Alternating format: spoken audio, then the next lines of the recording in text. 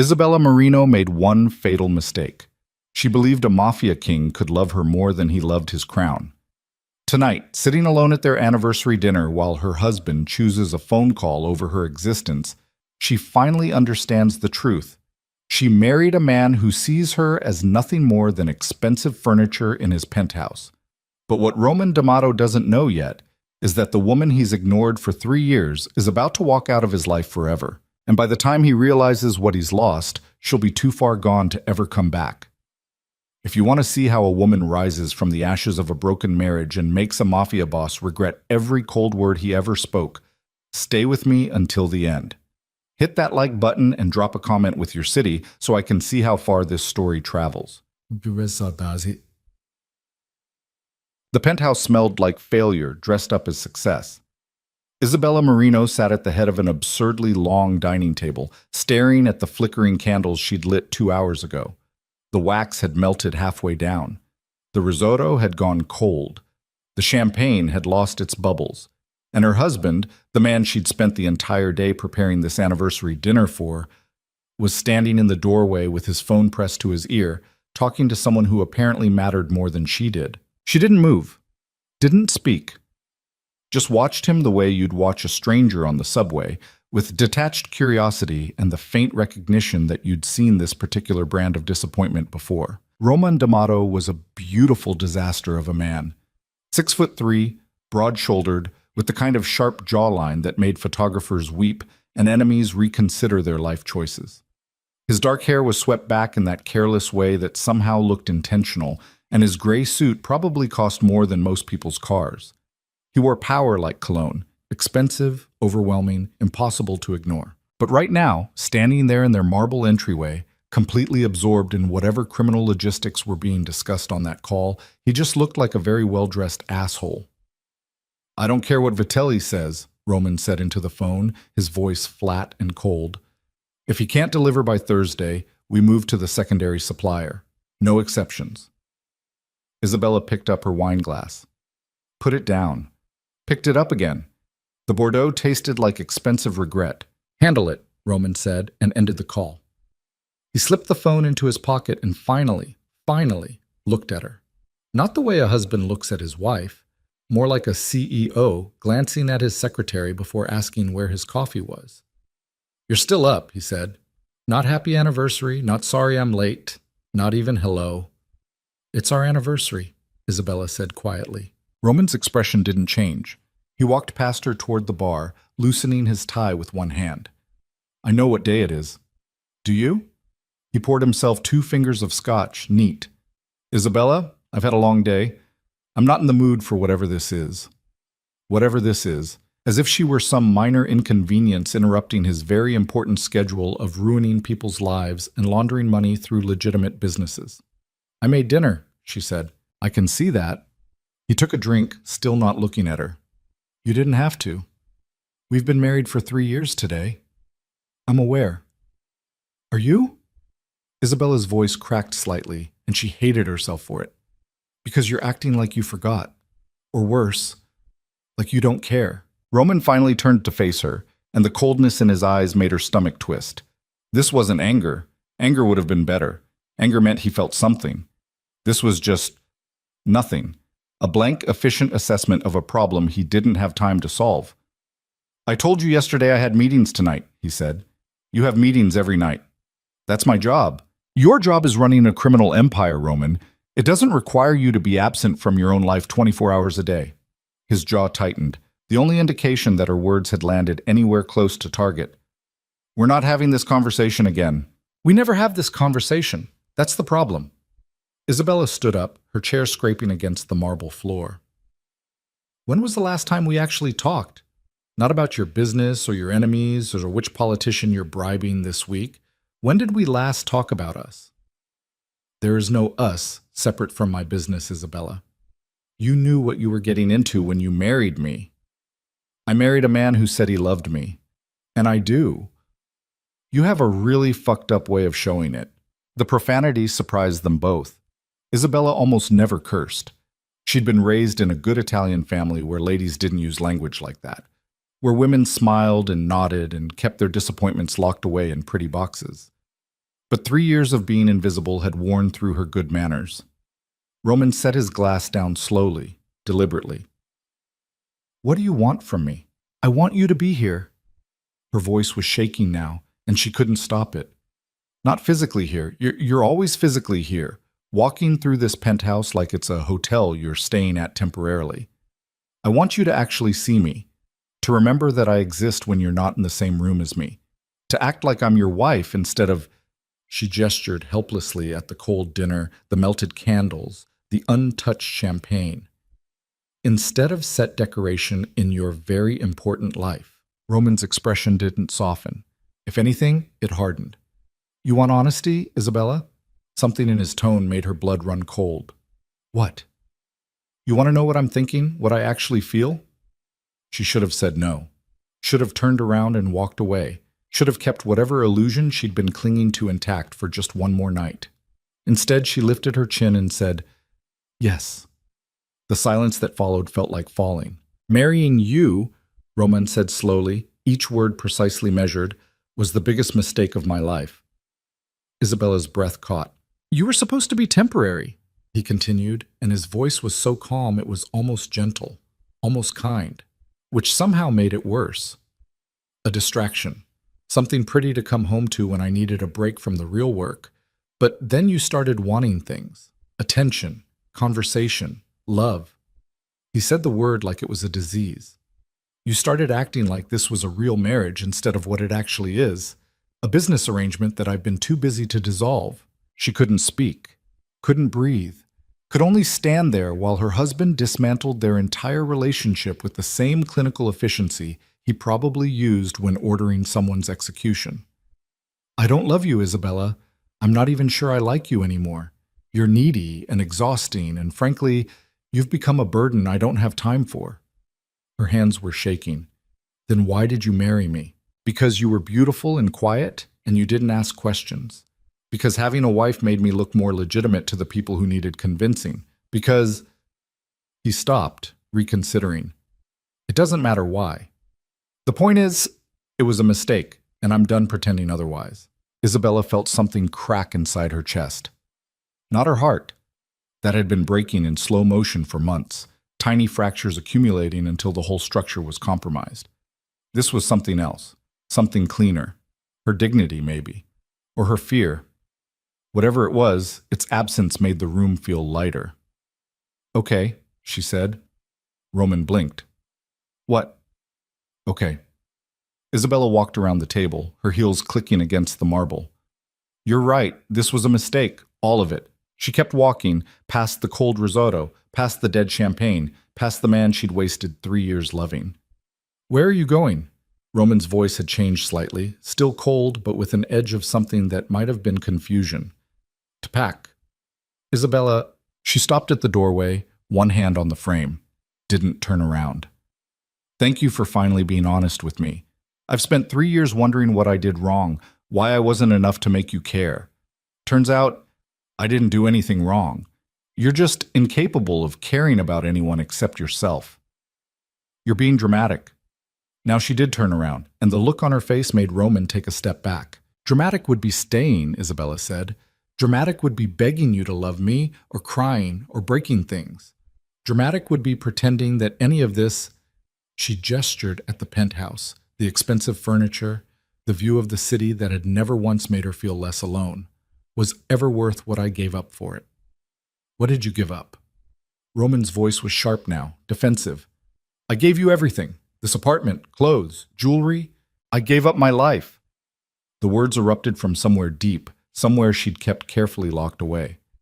"I had a career, friends, a family that actually wanted to see me. But you said you needed me, that you loved me, that we'd build something real together. So I walked away from all of it. And for what? To sit alone in this gorgeous cage while you're out there building your empire?" Roman's hands curled into fists at his sides. "I never asked you to give up anything. You didn't have to ask. That's how love works. Or how I thought it worked. You make sacrifices for the person you love. You show up. You try." Her voice cracked again, but she pushed through it. "But I was the only one trying, Roman. I've been the only one trying for a long time." She turned to leave again. If you walk out that door, I'm not coming after you. Isabella paused, looked back over her shoulder. Good, she said. That'll make it easier. She went to their bedroom, his bedroom really, since she was the only one who slept in it most nights, and pulled her largest suitcase from the closet. The designer walk-in was full of clothes she'd never asked for, jewelry she rarely wore, shoes that cost more than her old monthly rent. She left almost all of it. Instead, she packed the practical things. Jeans, sweaters, the sketchbook she'd hidden in the back of the closet, filled with design ideas she'd been too afraid to pursue. The few photographs she had of her old life, before Roman, before this beautiful prison. She was zipping the suitcase when her phone buzzed. A text from Maya, her best friend, the only friend who'd survived the transition into Mrs. D'Amato. Maya, you good? Haven't heard from you in days. Isabella stared at the message, then typed, Can I stay with you tonight? The response was immediate. Always. What happened? I'm leaving him. 3 dots appeared, disappeared, appeared again. Maya. About fucking time. I'll open the wine. Isabella almost smiled. Almost. She grabbed her suitcase, her purse, her car keys, the one thing Roman had given her that she'd actually use, and walked back through the penthouse one last time. Roman was still in the living room, standing by the window with his phone in his hand, probably already calling someone to discuss shipping routes or territorial disputes or whatever criminals discussed when their wives left them. He looked up when she appeared in the doorway. You're actually doing this, he said. Not a question. Yes. Where will you go? That's not your problem anymore. Something flickered across his face, anger maybe, or wounded pride. You think you'll be better off without me? You have no job, no money of your own? I have enough. It wasn't quite true, but it would be. And I'll figure out the rest. This is about the anniversary dinner, isn't it? You're throwing away our marriage because I was late to one dinner? Isabella laughed, a sharp, broken sound. This isn't about the dinner, Roman. This is about 3 years of dinners I ate alone. 3 years of waking up next to someone who looked at me like I was a stranger. 3 years of being married to a man who's in love with his own power and nothing else. That's not fair. Fair? She shifted the suitcase to her other hand. You just told me marrying me was the biggest mistake of your life. You said I was a burden, that you don't even like me, and now you're upset that I'm agreeing with you? Roman's jaw worked. I was angry. I didn't mean, yes, you did. That's the problem. You meant every word and we both know it. Isabella opened the door. I hope your empire keeps you warm at night, Roman. I hope it fills all the empty spaces in this apartment. I hope it's everything you wanted it to be. Isabella? She closed the door on whatever he was about to say. The elevator ride down felt like traveling through time. 63 floors of reverse history from Mrs. D'Amato back to Isabella Marino, the woman she used to be, the woman she'd almost forgotten. The lobby doorman looked surprised to see her with luggage, but didn't ask questions. People in Roman's world had learned not to ask questions. She threw her suitcase in the trunk of her car, a sleek black Mercedes that Roman had bought her for their first anniversary, back when he still occasionally remembered she existed, and sat in the driver's seat for a long moment. Her hands were shaking, not from fear, from relief. She drove to Maya's apartment in Brooklyn, and her best friend was waiting on the stoop with 2 glasses of wine and the same fierce expression she'd worn since they were 14 years old and Isabella's first boyfriend had cheated on her. I'm going to kill him, Maya said by way of greeting. Get in line. Isabella took one of the wine glasses and drank half of it in one go. What happened? Isabella told her. All of it. The anniversary dinner, the cold words, the brutal honesty that had felt like violence. Maya listened without interrupting, her expression growing darker with each sentence. When Isabella finished, Maya said, I never liked him. You told me that multiple times. And you didn't listen. I was in love. You were in love with the idea of him, the man he pretended to be when you first met. Maya reached over and squeezed her hand. The real Roman D'Amato is exactly who he showed you tonight. Cold, selfish, incapable of seeing anyone else as fully human. I wasted 3 years of my life. No. Maya's voice was firm. You learned something about yourself, about what you're willing to accept. That's not a waste, that's data. Isabella laughed despite herself. You sound like a scientist. I am a scientist, biochemist. Remember? Maya topped off both their glasses. And as a scientist, I can confirm that Roman D'Amato is a garbage human being, and you're going to be so much better without him. They sat on the stoop for a while, drinking wine and watching the Brooklyn traffic. It was nearly midnight, and the city hummed around them. Car horns, distant sirens, the bodega on the corner blasting bachata through its open door. It was loud and messy and completely unglamorous. Isabella loved it. "What are you going to do now?" Maya asked eventually. "I don't know." The honesty felt good. "Figure out how to be a person again. Maybe get a job." "What kind of job?" "I used to do interior design before Roman. So do that again." "It's been 3 years, Maya. I don't even know if I'm still good at it." "Please. You redesigned my entire apartment in one afternoon using only IKEA furniture and sheer force of will. You're still good at it." Maya stood up, pulling Isabella with her. "Come on, let's go inside. You need food and sleep and probably a shower, in that order." Maya's apartment was small, a one-bedroom in Crown Heights that cost twice what it should, because that's how New York worked. But it felt warm, lived in, real. Isabella slept on this couch that night, wrapped in a blanket that smelled like lavender fabric softener, and for the first time in months, she didn't wake up feeling hollow. The next morning, Maya left for work early. Something about protein synthesis that Isabella didn't fully understand, and Isabella found herself alone with her thoughts and a truly terrible cup of bodega coffee. She pulled out her phone, ignored the 17 missed calls from Roman and the 3 text messages that said variations of, "We need to talk." Instead, she opened her old portfolio website, the one she'd created 5 years ago when she'd been building her design business from scratch. It was outdated. Half the links were broken. But the work was still good. She'd forgotten how good.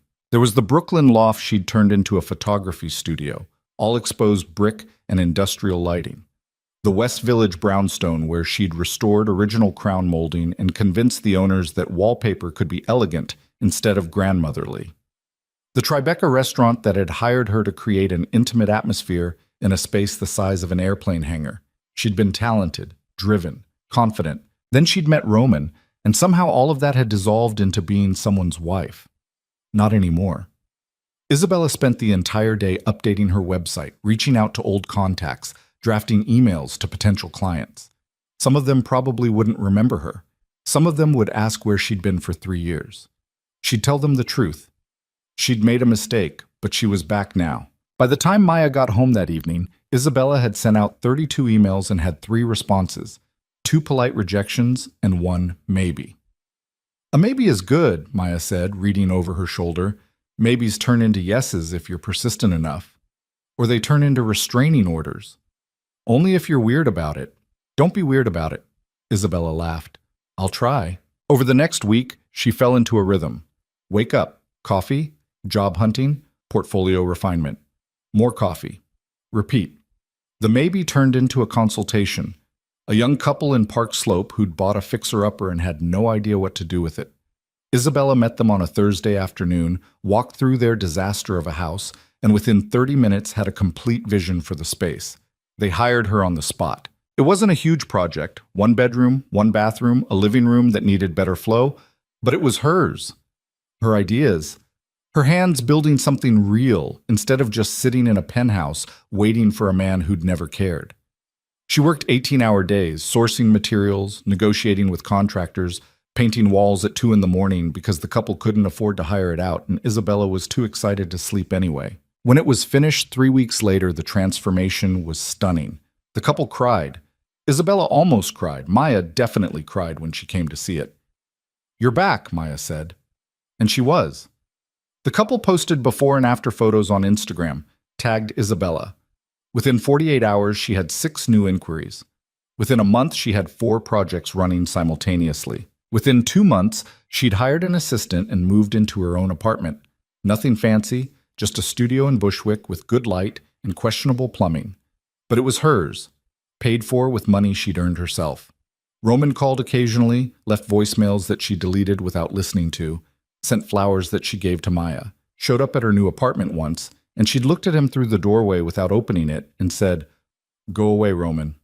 We should talk." We already talked. You said everything you needed to say. I was angry. You were honest. There's a difference. Isabella started to close the door. I miss you, Roman said, and for the first time in their entire relationship, he sounded almost vulnerable. Almost. You miss having someone to ignore, Isabella said. That's not the same as missing me. She closed the door, locked it, went back to the kitchen table where she'd been reviewing paint samples. Didn't think about him again until the next morning, when she woke up and realized she'd made it 12 whole hours without Roman D'Amato taking up space in her head. Progress. 4 months after leaving Roman, Isabella got invited to present at a design showcase in Manhattan. It was small, just local designers showing their work, networking, maybe landing some new clients. But it felt significant, like crossing some invisible finish line. Maya insisted on coming for moral support, which really meant drinking the free wine and aggressively complimenting Isabella to anyone who would listen.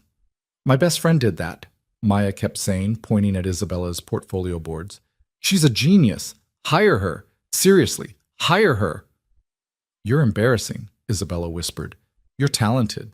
Someone should shout about it. The showcase was crowded. Designers, contractors, a few journalists from local magazines. Isabella was talking to a potential client about a restaurant redesign when Maya appeared at her elbow, slightly drunk and grinning like she'd just won the lottery. There's someone you need to meet, Maya said. I'm in the middle of... Trust me. Maya dragged her across the room to where a man stood studying one of Isabella's portfolio boards. He was tall, maybe early 40s, with dark brown hair graying at the temples and glasses that made him look like an architect in a prestige television drama. Gabriel, Maya said. This is Isabella Marino. Isabella, this is Gabriel Vale. He's an architect and he has excellent taste and he thinks your work is brilliant. Gabriel turned and when he smiled, it was warm, genuine, the kind of smile that reached his eyes. Your friend is exaggerating, he said. I only said it was impressive. He said brilliant, Maya stage whispered to Isabella. I heard him. I'm surrounded by very enthusiastic women, Gabriel said, but he was still smiling. Someone has to be enthusiastic, Maya said. Isabella is too modest to brag about herself. There's nothing wrong with modesty, Gabriel said, then extended his hand to Isabella. Your work really is impressive, though. The Park Slope renovation especially, the way you opened up that living room without compromising the period details. That's difficult to do well. Isabella shook his hand, surprised. You know the project? The couple who hired you are friends of mine. They haven't stopped talking about it for weeks. His handshake was firm, professional. I'm always looking for good designers to collaborate with. Would you be interested in discussing some potential projects?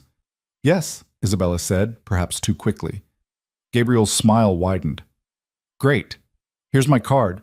Call me next week and we'll set up a meeting. He had to leave for another appointment, but before he did, he looked at Isabella's portfolio one more time and said, You have real talent. I'm looking forward to working with you. After he left, Maya grabbed Isabella's shoulders. He's perfect. He's a professional contact. He's gorgeous and age-appropriate, and he looked at you like you were a person, not a possession. That's perfect in my book. You're drunk. I'm observant. Maya clinked her wine glass against Isabella's water. And I observe that you're smiling for the first time tonight. Isabella was smiling. She couldn't help it. This, the showcase, the projects, the possibility of collaboration with someone who respected her work, this felt like the beginning of something real. Something built on her own merit instead of someone else's money. She looked around this gallery at all the creative people building and designing and making things that mattered, and realized she'd finally found her way back to the person she used to be. No, better than that. She'd found her way forward to someone new. Isabella called Gabriel Vale the following Tuesday, her finger hovering over the dial button for a full minute before she finally pressed it. Professional nerves, she told herself, not the fact that Maya had spent the entire weekend analyzing every word of their brief conversation like it was the Rosetta Stone. He answered on the second ring. Gabriel Vale. Hi. This is Isabella Marino. We met at the design showcase last week. Isabella, yes. I was hoping you'd call. His voice was warm, unhurried. Do you have time to meet this week? I have a project I think you'd be perfect for. They settled on Thursday afternoon at a cafe in the West Village. Isabella arrived 10 minutes early and spent the time second-guessing her outfit choice. Professional but not trying too hard, she had decided on dark jeans and a blazer, and wondering why she was nervous about a business meeting. Gabriel showed up exactly on time, carrying a leather portfolio and looking like someone who'd never been late to anything in his life. "Thanks for meeting me," he said, sliding into the seat across from her. "Can I get you something? Coffee? Lunch?" "Coffee's good." He ordered for both of them, an Americano for himself, a cappuccino for her after she mentioned it, and Isabella noticed the way he made eye contact with the barista, said thank you like he meant it. Small things, details Roman had never bothered with. "Stop comparing," she told herself. "Not everyone is measured against your ex-husband," except she kept doing it anyway. Gabriel opened his portfolio and pulled out a set of architectural drawings. "I'm working on a residential conversion in Tribeca. Old warehouse building, 8 units, trying to preserve the industrial character while making it actually livable. The developer wants someone who can design interiors that feel authentic to the space without being cold or sterile." Isabella studied the drawings. High ceilings, exposed beams, huge windows. The bones were beautiful. "What's your timeline?" she asked. "Construction starts in 6 weeks. I need someone who can move fast." "I can move fast." "I've seen your work." "I know you can." Gabriel leaned back, assessing her. "But I should be honest, this is a big project. 8 full units. The developer's budget is generous but not unlimited, and they have opinions about everything. It's going to be demanding." "I like demanding," he smiled. "Good, because I need a partner on this, not just a contractor. Someone who'll push back when my ideas are bad and make the work better, not just easier."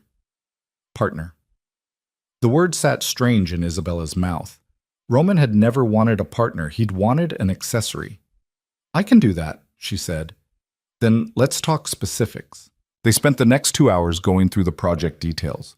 Gabriel had ideas about spatial flow and natural light, and Isabella had ideas about materials and color palettes, and somewhere in the middle of the conversation she realized she was enjoying herself. Not just professionally, though the work excited her, but personally. Gabriel listened when she talked, asked questions that showed he'd actually heard her answers, disagreed with her twice, and explained why without being condescending. It felt revolutionary. "I think this could work," Gabriel said finally, gathering his drawings. "If you're interested, I can connect you with the developer and we can formalize everything." "I'm interested." "Great." He hesitated, then added, "And if you ever want to grab coffee again, just to talk about design or the industry or whatever, I'd enjoy that."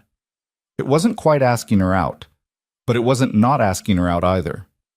"I'd like that too," Isabella said, and meant it. She told Maya about it that night, and her best friend literally screamed, "He asked you out! He asked me to maybe get coffee sometime to talk about work." "That's asking you out in architect language." Maya was vibrating with excitement. "You're going to date a nice, emotionally available man who respects your career. This is the best timeline." "I just left my husband 4 months ago. I'm not dating anyone." "You left your husband 4 months ago, and he's already called you 60 times and sent enough flowers to open a shop. Meanwhile, you're thriving, building a career and attracting successful men who use words like partner in non-threatening ways. I'd call that winning." Isabella threw a pillow at her. "You're being ridiculous. I'm being supportive. There's a difference." But late that night, lying in her studio apartment listening to her upstairs neighbor's terrible taste in music, Isabella let herself imagine what it might be like to date someone normal, someone who came home for dinner, someone who saw her as an actual person instead of an obligation. It felt dangerous and thrilling and completely terrifying. The Tribeca project consumed the next 6 weeks. Isabella worked 16-hour days sourcing materials, meeting with contractors, presenting design concepts to the developer who did indeed have opinions about everything. Gabriel was right. It was demanding. But it was also exhilarating. They fell into an easy working rhythm. Gabriel would send her architectural updates. Isabella would adjust her designs accordingly, and they'd meet twice a week to review everything. Sometimes at his office, sometimes at cafes, once at the actual construction site where they'd both ended up covered in drywall dust and laughing about it. He made her laugh. A lot. Dry observations about difficult clients, Stories from previous projects that had gone hilariously wrong, self-deprecating jokes about his own early design failures. I once convinced a client that chartreuse accent walls were the future, he admitted over lunch one day. They trusted me. They shouldn't have. How bad was it? They moved out within a year. I'm pretty sure I traumatized them. Isabella found herself looking forward to their meetings more than she probably should. Found herself dressing a little more carefully on those days. Found herself wondering if he felt it too, that low hum of possibility that had nothing to do with architectural drawings. Maya noticed immediately. You like him. He's a colleague. You like him. You're doing that thing with your hair. What thing? That thing where you play with your hair when you're nervous, excited? You used to do it in high school before debate tournaments. I'm not in high school anymore. No, but you're acting like it. In a good way. Maya grinned. When are you going to tell him you're into him? Never, because I'm not into him. We're working together. You can work with someone and also want to sleep with them. That's allowed. Maya, I'm just saying, life is short. He's cute. You're single. The math is simple. But the math wasn't simple because Isabella's phone still lit up regularly with Roman's name. Calls she didn't answer. Texts she didn't read. Flowers delivered to her apartment building until she asked the doorman to refuse them. He showed up at one of her job sites in week 7. Isabella was reviewing paint samples with a contractor when she saw the black town car pull up outside. Her stomach dropped. Roman got out wearing a charcoal suit that probably cost more than the entire renovation budget. He looked exactly the same, sharp, powerful, completely out of place among the construction debris and unfinished drywall. Isabella, he said. The contractor glanced between them, sensing tension. I'll give you a minute, he said, and disappeared into the next room. What are you doing here? Isabella asked. You won't answer my calls. That's not an accident, Roman. That's a choice. He stepped closer and she instinctively stepped back. We need to talk. We already talked 4 months ago. You said everything you needed to say. I was wrong. The words seemed to physically pain him. About all of it. Marrying you wasn't a mistake. You weren't a burden. I was angry and I lashed out and I've regretted it every single day since you left. Isabella felt nothing. Not anger, not satisfaction, not even pity. Just a distant curiosity, like watching a stranger's drama unfold on TV. Okay, she said. Okay? Roman frowned. That's all you have to say? What do you want me to say? That I forgive you? That I'll come back? She shook her head. I'm not coming back, Roman. You don't mean that. I absolutely mean that. You showed me exactly who you are. I'm choosing to believe you. People say things they don't mean when they're angry. No. Isabella's voice was firm. You said things you'd been thinking for months, maybe years. Things you were too cowardly to say out loud until I pushed you into a corner. You gave me the truth, Roman, the only honest thing you ever gave me. His jaw tightened. So that's it? 3 years of marriage, and you're just done? You were done first. I'm just catching up. I made a mistake. So did I. I married someone who saw me as property instead of a person. I spent 3 years shrinking myself to fit into your world. I'm not doing that anymore. Roman looked around the construction site, the unfinished walls, the paint samples, the evidence of Isabella building something without him, and something ugly crossed his face. This is what you left me for? Some renovation project? I left you for myself. You think you're better off living in some shoebox apartment in Brooklyn, working yourself to death for clients who'll never appreciate you? Yes, Isabella said simply. Because it's mine. My work, my choice, my life. You're being naive. You think the world cares about your little design projects? You think any of this matters? It matters to me. That's enough. Roman stared at her like she was speaking a foreign language. You'll regret this. I regret wasting 3 years with you. Everything else is bonus time. She watched him leave, watched the town car pull away, and waited for some feeling to hit. Regret, maybe. Second thoughts. The urge to run after him. Nothing came. The contractor poked his head back in. Everything okay? Yeah, Isabella said, and realized she meant it. Everything's fine. She texted Gabriel that night. Random question. Do you believe in fresh starts? His response came 5 minutes later. I'm an architect. I spend my entire life taking old broken things and turning them into something new. So yes, good answer. Why do you ask? Just needed to hear someone say it. There was a long pause, then, whatever you're working through, you're going to be fine, I can tell. How can you tell? Because you're one of the strongest people I've met. You just don't realize it yet. Isabella read the message 3 times before responding, "Thank you. Anytime. See you Thursday?" See you Thursday. The Tribeca project wrapped in early November. The finished units were stunning. Industrial elegance, warm materials, spaces that felt both modern and timeless. The developer was thrilled. Gabriel was proud. This is some of your best work, he told Isabella during the final walkthrough. Our best work, she corrected. Partnership, remember? Partnership. He smiled. Speaking of which, I have another project lined up. Smaller scale, but interesting. A boutique hotel in Soho that needs a complete interior redesign. Interested? Always. Good, because I keep telling them they need you specifically. I'm running out of superlatives. They were standing in what would become someone's living room, surrounded by afternoon light and the smell of fresh paint. And Gabriel looked at her in a way that made her heart do something complicated. Can I ask you something? He said. Sure. The man who showed up at your job site last month. Was that your ex-husband? Isabella tensed. How did you... One of the contractors mentioned it. Said some guy in an expensive suit came by and you looked upset. Gabriel's expression was careful. I'm not trying to pry. I just want to make sure you're okay. I'm okay. He's not bothering you? He was. He isn't anymore. Isabella met his eyes. I left him 4 months ago. It wasn't complicated. He was a terrible husband, and I finally figured that out. He's been trying to convince me to come back. I'm not going to. Gabriel nodded slowly. Good. Good? I'm sorry. I don't mean good that your marriage ended. I mean good that you're not going back to someone who wasn't good for you. How do you know he wasn't good for me? Because the woman I've been working with for 2 months is confident and talented and lights up when she talks about design. And the woman I saw that day at the job site looked scared. His voice was gentle. You don't get scared of good people. Isabella's throat tightened. I wasn't scared. Not exactly.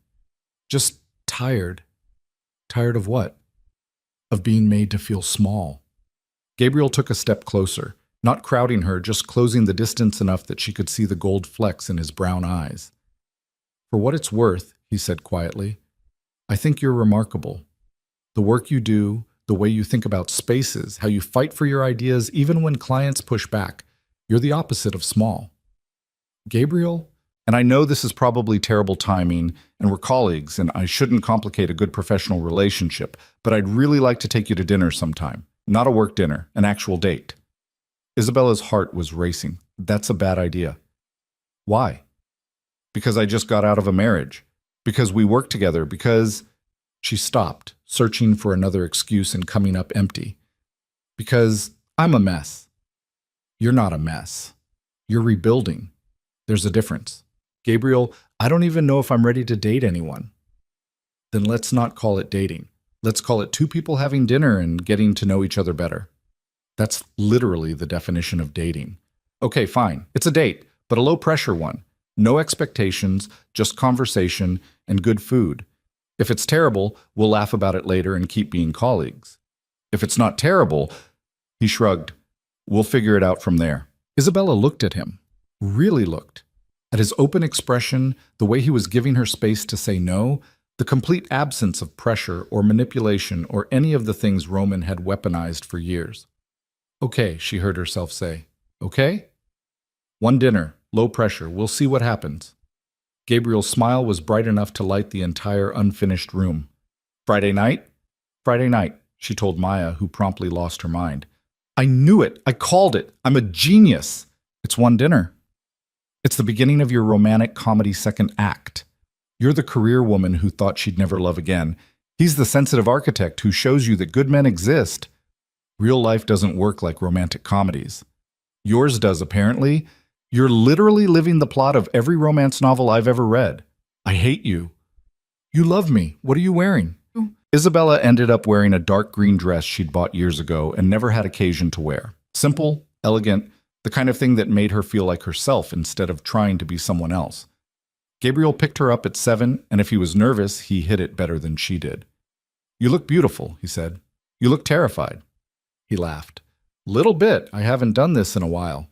Me neither. They went to a small Italian place in the West Village. White tablecloths, candles, the kind of intimate atmosphere that would have felt oppressive with the wrong person, but felt perfect with Gabriel. He asked about her background, how she got into design, what she loved about it. Isabella found herself talking more than she had in years, about her childhood, her family, the way she'd always been drawn to spaces and how they made people feel. What about you? She asked eventually. How does someone become an architect? Stubbornness, mostly. Gabriel smiled.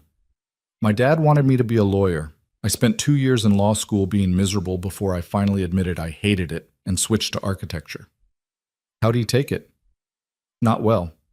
We didn't speak for about a year. There was old pain in his voice, but also acceptance. Eventually he came around, showed up at my first major project and told me he was proud. We're good now. That must have been hard, though, the year of not speaking. It was. But it taught me something important. You can't live your life for other people's expectations, even people you love, especially people you love. Isabella thought about Roman, about how she'd twisted herself into shapes she didn't recognize trying to be what he wanted. I needed to hear that, she said. Bad marriage? The worst. Not violent or anything like that, just empty. He was more interested in his work than in me, and I spent 3 years trying to convince myself that was normal. What changed? He finally told me the truth, that marrying me was a mistake, that I was a burden. Isabella took a sip of wine. Best thing he ever did for me, honestly. Hurt like hell at the time, but it woke me up. Gabriel's expression was carefully neutral. He sounds like an idiot. He's actually very intelligent. That was part of the problem. He's smart enough to manipulate people into thinking his emotional unavailability is sophistication. Still sounds like an idiot to me. Anyone who'd treat you like a burden has terrible judgment. You barely know me. I know you show up early to every meeting. I know you fight for your design choices, but you're willing to compromise when it makes the project better. I know you tip well, and you're kind to contractors, and you laugh at my terrible jokes. Gabriel leaned forward. I know enough. Isabella felt something warm unfold in her chest. This is going well. Is it? I can't tell if you're enjoying yourself or just being polite. I'm terrible at being polite. If I wasn't enjoying myself, I'd have faked a phone call and escaped through the bathroom window by now. He laughed. Good to know. They talked through dinner, then dessert, then coffee. The restaurant closed around them and they barely noticed. It was almost 11 when they finally left, and Gabriel walked her to her door even though it was 20 blocks out of his way. Thank you for tonight, Isabella said. Thank you for saying yes. There was a moment, a long, suspended moment, where she thought he might kiss her, where she wanted him to kiss her. But instead he just smiled and said, I'd like to do this again. Me too. Next week? Next week. He waited until she was inside before leaving, and Isabella leaned against her door feeling like a teenager after her first date. Her phone buzzed. Maya. How was it? Good, really good. Details. I need details. Tomorrow. I'm going to bed. You're smiling right now, aren't you? Shut up. I knew it. I knew it. Isabella fell asleep smiling, and for the first time in months, she didn't dream about Roman at all. They went out again the following week. And the week after that. Easy, comfortable dates that felt less like auditions and more like getting to know someone she already liked. Gabriel was different from anyone she'd dated before. He asked questions and actually listened to the answers. He split checks without making it a thing. He talked about his feelings like they were normal human experiences instead of weaknesses to be hidden. He was, Isabella realized with growing wonder, exactly what she'd needed without knowing she needed it. You're glowing, Maya observed one night. It's disgusting. I love it. I'm not glowing. You're literally radiant. You look like you're in a skincare commercial. I think I really like him. Obviously, the question is, does he really like you back? I think so. He keeps asking me out. That seems like a good sign. Have you kissed yet? Maya, that's a no. Why haven't you kissed yet?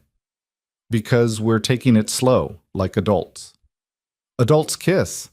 That's an adult thing to do. But Maya was right. They hadn't kissed yet, and Isabella couldn't figure out if it was because Gabriel was being respectful or if he just wasn't that interested. The question answered itself 2 weeks later. They'd gone to see an art installation in Chelsea, some experimental thing with light and mirrors that Gabriel had been excited about, and afterward they'd walked through the neighborhood just talking. It started raining, not a light drizzle, but a sudden autumn downpour that soaked them both in seconds. There! Gabriel pointed to an awning, and they ran for it, laughing and dripping. They stood under the narrow shelter, pressed close together, and Isabella was very aware of how he was looking at her. "Hi," she said stupidly. "Hi." Gabriel reached up and tucked a wet strand of hair behind her ear. "Can I kiss you?" "I thought you'd never ask." He kissed her softly, carefully, like she was something precious. Not possessive or demanding, just present, just there. When they pulled apart, Isabella was smiling. "That was nice," she said. "Just nice?" "Really nice." "Better." He kissed her again, and this time it was less careful and more real. They stood under that awning for 20 minutes, kissing in the rain like characters in a movie, and Isabella felt something she hadn't felt in years. Hope. The rain didn't stop them from walking back to Isabella's apartment, and by the time they arrived, they were both soaked through and laughing about it. Gabriel's glasses were fogged up, Isabella's hair was plastered to her face, and neither of them cared. "Coffee?" she offered at her door. "Or I could make tea. Or we could just stand here dripping on the hallway carpet." "Coffee sounds good." Her studio apartment was small enough that having another person in it felt significant. Gabriel looked around while she started the coffee maker, taking in the drafting table by the window, the fabric samples pinned to a corkboard, the stack of design magazines threatening to topple over. "This is nice," he said. "Very you." "You mean cramped and chaotic?" "I mean lived in, real." He picked up one of her sketchbooks from the table. "Can I?" "Sure." He flipped through it slowly, studying her drawings. Furniture layouts, color palettes, little notes to herself in the margins. Isabella watched him, feeling strangely vulnerable. These were her private thoughts, her raw ideas before they got polished for clients. "These are beautiful," Gabriel said finally. "You have such a distinct eye." "They're just sketches. They're more than that. They're how you think." He set the sketchbook down carefully. "Do you know how rare that is? To have a genuine perspective instead of just following trends?" Isabella poured coffee into 2 mismatched mugs. "You're being generous." "I'm being honest. There's a difference." He accepted the mug she offered. "Your ex-husband really did a number on you, didn't he?" "What do you mean? You don't see yourself clearly. You apologize for your work before anyone's even criticized it. You act surprised when people compliment you, like you think they're lying." Isabella sat down on her couch, pulling her knees up. "Roman had a way of making me feel like everything I did was never quite enough, like I was always falling short of some standard he never actually explained. That's abuse. It wasn't, he never hit me or anything. Abuse isn't just physical, Isabella." Gabriel sat beside her, maintaining a respectful distance. "Emotional manipulation, constant criticism, making you doubt your own worth. That's all abuse. Just because he didn't leave bruises doesn't mean he didn't hurt you." The words hit her harder than they should have. She'd spent months telling herself it wasn't that bad, that other people had it worse, that she was being overdramatic. "I never thought about it that way," she said quietly. "You don't have to talk about it if you don't want to, but you should know, the woman I've gotten to know over the past few months is incredible. Smart, talented, funny. If you couldn't see that, it says everything about him and nothing about you." Isabella blinked back tears. "Thank you. I mean it." Gabriel set his coffee down and turned to face her fully.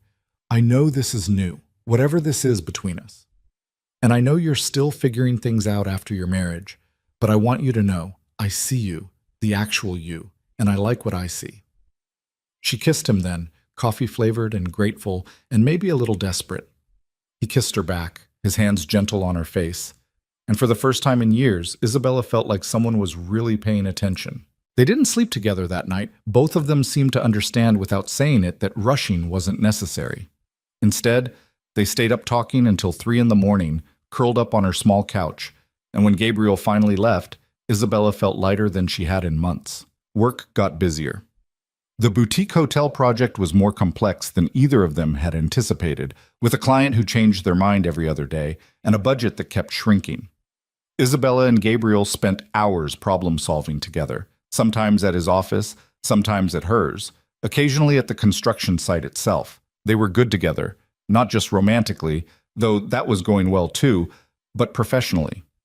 Gabriel understood space and structure, Isabella understood aesthetics and function, and somewhere in the overlap they created something better than either of them could have managed alone. "We should make this official," Gabriel said one night over takeout in his office. "Make what official?" "The partnership. You and me, working together. We could start our own firm. Design and architecture under one roof." Isabella set down her chopsticks. "That's a huge step." "I know, and I'm not saying we have to do it right away, but think about it. We work well together. We have complementary skills. We're both building client bases. Why not combine resources? Because mixing business and personal relationships is risky. True, but so is staying safe and never taking chances." Gabriel leaned back in his chair. "I'm not trying to pressure you. I just think we could build something really good together, professionally speaking. And personally? Personally, I'm already building something with you. This just makes it official on paper, too." Isabella thought about it, about the projects they'd completed, the ones in progress, the potential clients who'd started asking for them as a team, about the fact that she trusted Gabriel's judgment more than anyone else's. "Let me think about it," she said. "Take all the time you need." But the idea planted itself in her mind and started growing. A real partnership. Her name on a door. Not as someone's wife, not as an accessory to someone else's success, but as an equal collaborator in something she'd helped build. She mentioned it to Maya over drinks the following week. "Do it," Maya said immediately. "You didn't even let me finish explaining." "Don't need to. You're happy when you work with him, you're successful together, and you're dating. It's perfect. What if we break up? What if you don't? What if this is the actual healthy relationship you've been waiting for and you're too scared to believe it's real?" Isabella swirled her wine. "I'm not scared. You're terrified. You're waiting for Gabriel to turn into Roman, waiting for the moment he shows his real face and it's ugly. That's not—" "It is, and I get it. I really do. Roman messed you up. But Gabriel isn't Roman. He's proven that over and over. At some point, you're going to have to take the risk. What if I'm wrong about him? What if you're right?" That night, Isabella pulled out her laptop and started doing research. Business structures, partnership agreements, what it would take to actually formalize what she and Gabriel had been building. The numbers were intimidating, but not impossible. The logistics were complicated, but manageable. The fear was the hardest part. She was still researching when her phone rang. Roman's name lit up the screen. She almost didn't answer, had been actively avoiding his calls for months. But something made her pick up this time. Maybe curiosity, maybe the need for closure, maybe just the desire to prove to herself that he didn't have power over her anymore. "What do you want, Roman?" "I want to see you." "No." "Isabella, please, just coffee. 1 hour. I need to talk to you." "You've had months to talk. I'm not interested anymore." "I made mistakes. I know that, but I can change." "People don't change, Roman. Not fundamentally. You are who you are, and that person isn't capable of being what I need." There was a pause, then, "Is there someone else?" Isabella almost laughed. "That's what you're worried about? Whether I'm dating someone? Are you? That's none of your business." "You are." His voice went cold. "Who is he?" "I'm hanging up now." "Isabella, wait. I can give you everything. Whatever he's offering, I can give you more. Better. You know I can. I don't want what you have to give. I never did. I wanted you to actually care about me, and that's something you can't buy or negotiate or manipulate your way into. You think some normal guy is going to make you happy? You think he can give you the life you had with me? I hope not. The life I had with you made me miserable." She hung up before he could respond, and her hands were shaking, but her resolve wasn't. Gabriel texted a few minutes later. "Still up? Can't stop thinking about the hotel lobby design. Had an idea. I'm up. What's your idea?" Too complicated to explain over text. "Can I call?" "Sure." They talked for an hour about design concepts. And somewhere in the middle of discussing tile patterns and lighting fixtures, Isabella realized something. This, talking about work at midnight with someone who was genuinely excited about the same things she was, this was what partnership was supposed to feel like. I want to do it, she said, interrupting his explanation of some architectural detail. Do what? The partnership, the firm, us working together officially. Gabriel went quiet for a moment. Are you sure? No, but I want to try anyway. That's good enough for me. They spent the next month working out the details, found a small office space in Brooklyn that they could actually afford, filed the paperwork, designed a logo, made it real. Vol and Merino design became official on a Tuesday in late January. They celebrated with cheap champagne in their new office, which was barely furnished and smelled like paint, and Isabella felt something she'd almost forgotten. Pride. Not pride in someone else's accomplishments, not reflected glory from being attached to a powerful man, just pure, uncomplicated pride in something she'd built with her own hands. To partnerships, Gabriel said, raising his plastic cup. To new beginnings, Isabella countered. They clinked cups and drank terrible champagne and kissed in their empty office, and everything felt possible. The work came faster than they'd expected. Word spread about their collaboration, and suddenly they had more inquiries than they could handle. A restaurant in the East Village. A dental office that wanted to not look like a dental office. 3 different residential projects, all referred by previous clients. They hired an assistant, then another one, rented more office space, started having actual business meetings with lawyers and accountants. Isabella was working longer hours than she ever had with Roman, but the exhaustion felt different, earned instead of imposed. She was building something that mattered, with someone who saw her as an equal. You're different, her mother said when she visited in February. Happier. I am happy. This Gabriel, he's good to you? He's very good to me. Her mother studied her for a long moment. Your father would have liked him. Isabella's father had died 3 years ago, right before she'd met Roman. She'd been grieving and vulnerable, and Roman had seemed like stability when everything else was falling apart. In retrospect, it was the worst possible time to have made a major life decision. I think he would have too, Isabella said softly. Roman called me, her mother added. Last week. Isabella's stomach dropped. What did he say? Asked if I'd talk to you, convince you to give him another chance. Her mother's expression was carefully neutral. I told him to go to hell. Mom, I never liked him. Too cold, too controlling. The way he looked at you, like you were something he owned instead of someone he loved. She reached across the table and squeezed Isabella's hand. This Gabriel. He looks at you the way your father looked at me, like you're the most interesting person in any room. Isabella felt tears prick her eyes. I really love him, Mom. I know, sweetheart. And that's wonderful. She told Gabriel about the conversation that night, curled up in his apartment while he cooked dinner. He'd insisted on cooking for her, something Roman had never once done, and was currently burning garlic while trying to follow a recipe on his phone. Your mom sounds great, he said, scraping the burned garlic into the trash. She is, protective, but in a good way. And your ex is still bothering you? He called her, not me directly this time, which I guess is progress? Gabriel set down the spatula and turned to face her. Does it scare you that he's still trying? A little. Not because I think I'll go back. I won't, but because I don't know what he's capable of when he doesn't get what he wants. Is he dangerous? Isabella considered it. Not physically, but he has power, connections. He could make my life difficult if he wanted to. Then we'll deal with it, together. Gabriel pulled her into a hug. You're not alone anymore, Isabella. Whatever he tries, we'll handle it. The comfort of that, of not facing things alone, almost made her cry. Thank you, she whispered against his chest. Always. The hotel project wrapped in early March to rave reviews. The client posted photos on Instagram and tagged both Vale and Merino Design and Gabriel's architectural firm. Within days, they had 15 new inquiries. One of them was from a design magazine.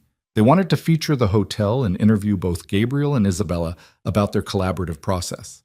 This is big, their assistant said, showing them the email. This magazine has serious reach. Should we do it? Isabella asked Gabriel. Absolutely. Unless you're camera shy. I've just never been interviewed about my work before. You'll be great. You're articulate and passionate and you know your stuff. Just be yourself. The interview happened 2 weeks later in their office. A journalist and a photographer, both young and enthusiastic. They asked smart questions about design philosophy, the challenges of collaboration, how they balanced personal and professional relationships. So you two are dating? The journalist asked, and Isabella froze. Gabriel fielded it smoothly. We are. And before you ask, yes, it's complicated sometimes, but we have clear boundaries. We argue about design choices, not personal stuff, and we're both committed to making the work the priority. How do you handle disagreements? We talk them through, Isabella said, finding her voice. Gabriel has strong opinions, so do I. But we both want the best outcome for the client, so we focus on that instead of being right. That's very mature. We're very mature, Gabriel said, deadpan, and everyone laughed. The photographer took shots of them in the office, at their drafting tables, reviewing plans together. Isabella felt self-conscious at first, aware of the camera, aware of trying to look professional. But Gabriel made stupid faces behind the photographer's back until she couldn't help laughing, and those ended up being the best photos. The article came out 3 weeks later with the headline, Design's Dynamic Duo, How Vale and Merino Are Reinventing Collaborative Practice. It was glowing. The journalists praised their work, their partnership, their fresh approach to integrating architecture and interior design. There were quotes from clients, before and after photos, and a sidebar about their relationship that managed to be respectful instead of gossipy. We're in a magazine, Isabella said, staring at her phone where she'd pulled up the digital version. A real one, Gabriel agreed. Not just some blog, an actual print magazine that people read. This is surreal. This is success. Get used to it. Maya threw them a celebration party that weekend. Nothing fancy, just Isabella's close friends, Gabriel's friends, cheap wine, and good music in Maya's apartment, but it felt significant, like crossing some invisible threshold into a new phase of life. Speech, someone called out, and everyone started chanting. Isabella looked at Gabriel, panicked. You do it! We'll do it together! He pulled her to her feet. Everyone shut up for a second. The room quieted. This time last year, Gabriel started. I was working alone, taking whatever projects I could get, wondering if I'd made a huge mistake leaving a stable firm to go independent. And I was sitting in a penthouse, Isabella continued, wondering if I'd ever have the courage to leave a marriage that was killing me slowly. Now we're here. We have an office, a business, clients who actually like us, and each other, Isabella added, which is either the best decision we've ever made or the worst, and we'll figure out which one eventually. Everyone laughed. But seriously, Gabriel said, his voice softer, thank you for being here, for supporting us, for believing we could pull this off even when we weren't sure ourselves. To Vale and Merino, Maya shouted. To Vale and Merino, everyone echoed. The party lasted until 2 a.m, and when everyone finally left, Isabella and Gabriel helped Maya clean up. You two are disgustingly happy, Maya said, stuffing plastic cups into a trash bag. It's actually offensive. Sorry? Isabella offered. Don't be sorry, be grateful. You found a good one. Maya pointed at Gabriel. Don't mess this up. I'll try my best, he said solemnly. Walking home through Brooklyn at 3 a.m, slightly drunk and completely happy, Isabella's phone buzzed with an unknown number. She almost didn't check it, almost put the phone away and stayed in the moment, but something made her look. The text said, Congratulations on the magazine feature. Impressive work. You've really made something of yourself. Roman. Her stomach went cold. What's wrong? Gabriel asked, noticing her expression. Isabella showed him the text. His jaw tightened. How does he have this number? You changed it, didn't you? I did. I don't know how he got it. That's not okay, Isabella. That's stalking. It's just a text. It's intimidation. He's showing you he can still reach you whenever he wants, that he's still paying attention. Gabriel took her phone gently. Can I block this number? He'll just get another one. Then we'll block that one too, and if it continues, we'll talk to a lawyer about a restraining order. That seems extreme. Does it? Because to me, your ex-husband tracking down your new number after you've made it clear you don't want contact seems pretty extreme. He was right. Isabella knew he was right, but some part of her still minimized it, still made excuses, still treated Roman's behavior as less threatening than it actually was. "Okay," she said finally. "Block it." Gabriel did, then handed her phone back. "If he contacts you again, you tell me immediately. Promise?" "Promise." They got back to his apartment and Isabella couldn't shake the uneasy feeling. Roman's text had been polite, almost congratulatory. But underneath it was a message. "I'm still watching. I still have access. You haven't escaped." "Come here," Gabriel said, pulling her onto the couch beside him. "Talk to me. What are you thinking?" "That I spent 3 years with someone who saw me as property, and even though I left, even though I've built this whole new life, he still thinks he has some claim on me." "He doesn't." "I know that intellectually, but emotionally—" She stopped, struggling for words. "It's like he's in my head, questioning every decision, making me doubt myself. Sometimes I wonder if I'm only successful now because I'm trying to prove something to him." "You're successful because you're talented and hardworking. Roman has nothing to do with it." "But what if he does? What if the only reason I pushed so hard was to show him he was wrong about me? Then you used his cruelty as fuel. That's not weakness, Isabella. That's alchemy. You took something toxic and turned it into something valuable." Gabriel tilted her chin up. "But I don't think that's true anyway. I think you would have been successful regardless. You just needed someone to get out of your way."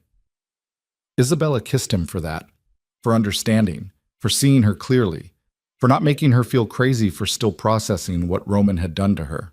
"I love you," she said against his lips, and then froze. They hadn't said it yet. Had been dating for months, were business partners, spent almost every day together. But neither of them had actually said the words. Gabriel pulled back, his eyes searching hers. "Say that again." "I love you," Isabella repeated, more firmly this time. "I'm sorry. I didn't mean to just blurt it out like that, but it's true, and if it's too soon—" "It's not too soon." He kissed her slowly, thoroughly. "I love you too. Have for a while now, actually. Just didn't know how to say it without sounding like a greeting card."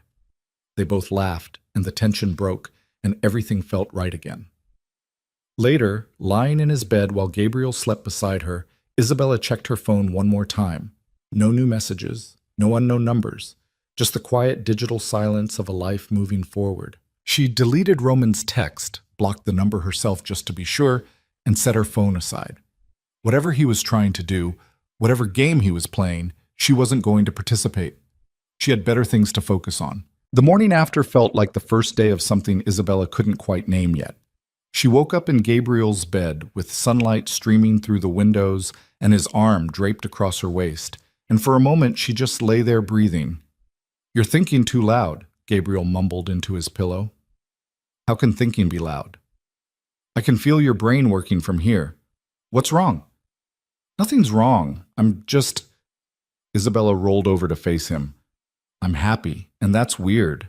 Happiness is weird?" "For me it is. I keep waiting for something bad to happen."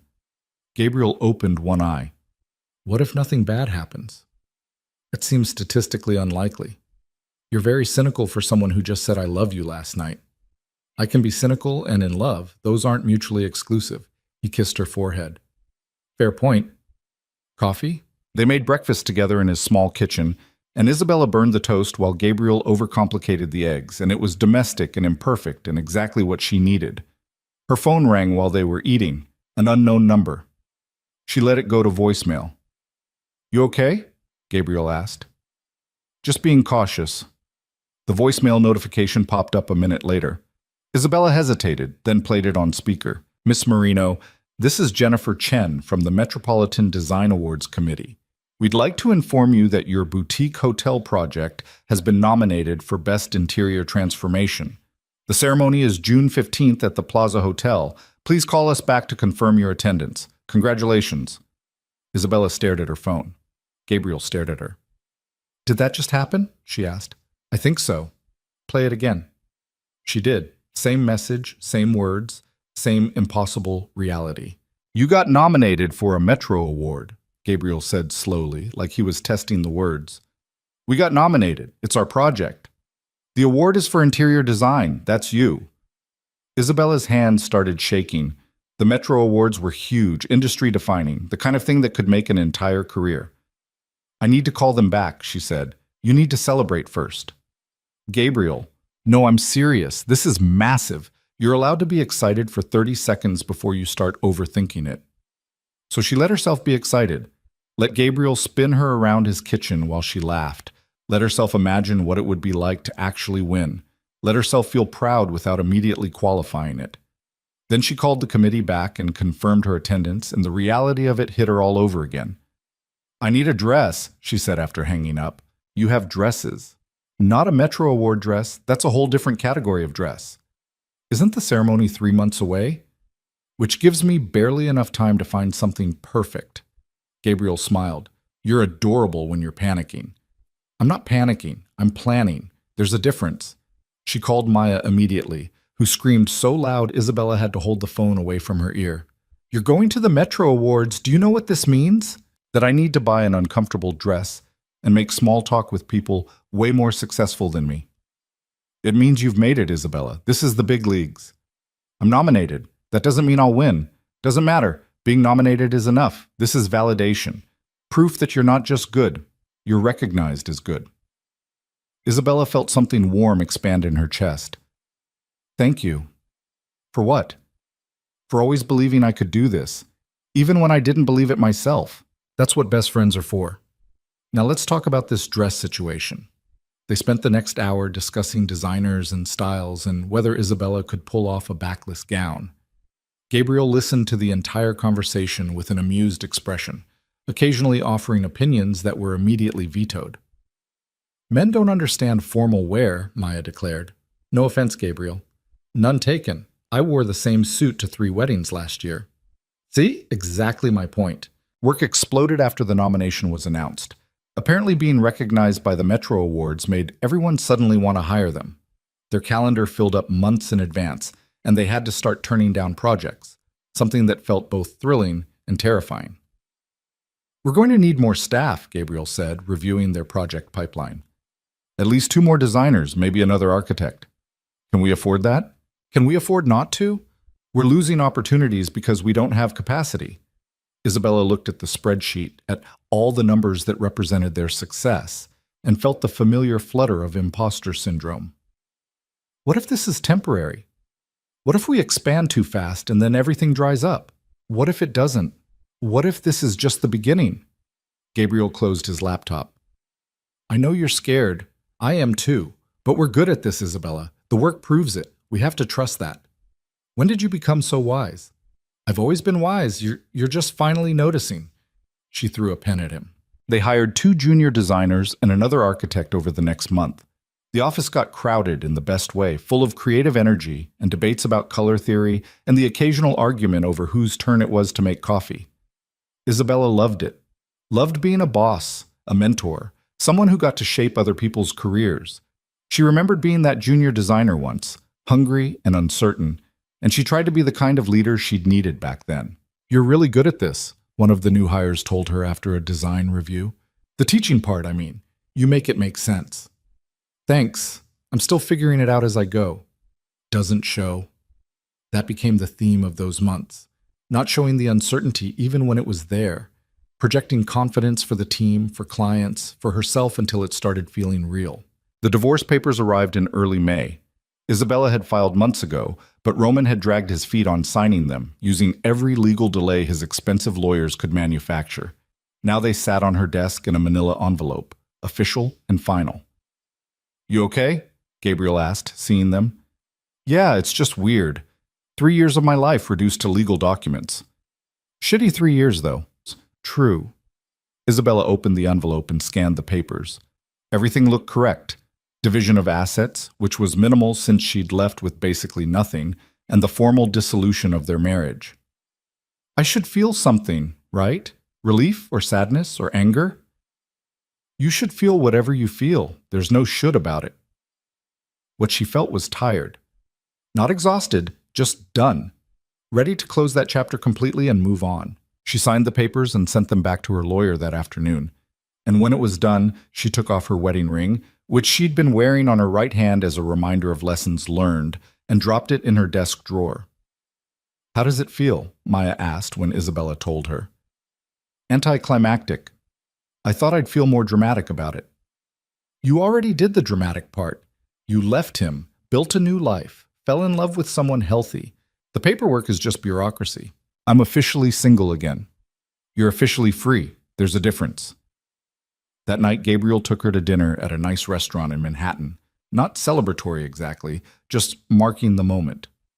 To endings and beginnings, he said, raising his wine glass. To moving forward, Isabella replied. They were halfway through dessert when she saw him. Roman, 3 tables away, facing her direction. He was with business associates, sharp suits, expensive watches, the kind of men who discussed money and power like they were the same thing. He was staring directly at her. Isabella's stomach dropped. Don't look now, but Roman's here. Gabriel stiffened. Where? 3 tables back, 9 o'clock. Want to leave? No. The word surprised her. No, I'm not leaving. We were here first. I'm not going to let him chase me out of a restaurant. Okay, then we stay. Roman stood up a few minutes later and walked toward their table. Isabella's heart was racing, but she kept her expression neutral. Isabella, Roman said, ignoring Gabriel entirely. You look well. I am well. I've been trying to reach you. About the divorce papers. There's nothing to discuss. Everything's already settled. I think we should talk before making any final decisions. We made our final decisions months ago. You made yours when you told me marrying me was a mistake. I made mine when I believed you. Roman's jaw tightened. I was angry. I've apologized. You've attempted to apologize. I haven't accepted it, and I'm not going to. Isabella set down her fork. I'm happy now, Roman. Actually happy. I have work I care about, people who respect me, and a life that's mine. I don't need or want anything from you. You think he can give you what I gave you? Roman gestured at Gabriel with barely concealed contempt. He already has, Isabella said. He gives me his time, his attention, his respect, things you never managed to provide. This is a mistake. You're throwing away everything we built. You built an empire. I built a prison cell. Those aren't the same thing. She stood up, Gabriel immediately standing with her. We're done here. Please don't contact me again. My lawyer will handle anything else that needs handling. She walked away before Roman could respond, Gabriel's hand steady on her lower back. They didn't look back, didn't rush, just left with their dignity intact. Outside, Isabella realized she was shaking. You were amazing in there, Gabriel said. I feel like I'm going to throw up. That's adrenaline. You just stood up to your abusive ex-husband in public. You're allowed to feel shaky. He looked so angry. Good. He should be angry. He lost something valuable and he knows it. Gabriel pulled her into a hug. You okay? I think so. Ask me again in an hour. They walked back to Gabriel's apartment instead of taking a cab, and by the time they arrived, Isabella's hands had stopped shaking. I keep waiting for him to do something, she admitted. Try to sabotage my business, or spread rumors, or use his connections to hurt me somehow. Has he? Not yet, but he could. If he does, we'll deal with it. Together. Gabriel unlocked his apartment door. But I think he's just bluffing. Men like Roman, their power comes from intimidation. When intimidation doesn't work, they don't have much else.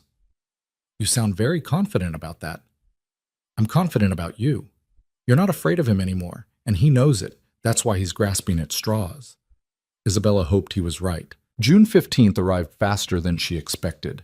The Metro Awards ceremony, the thing she'd been simultaneously looking forward to and dreading for months. Maya came over early to help her get ready, bringing champagne and unsolicited opinions about makeup. More eyeliner, Maya instructed. I look like a raccoon.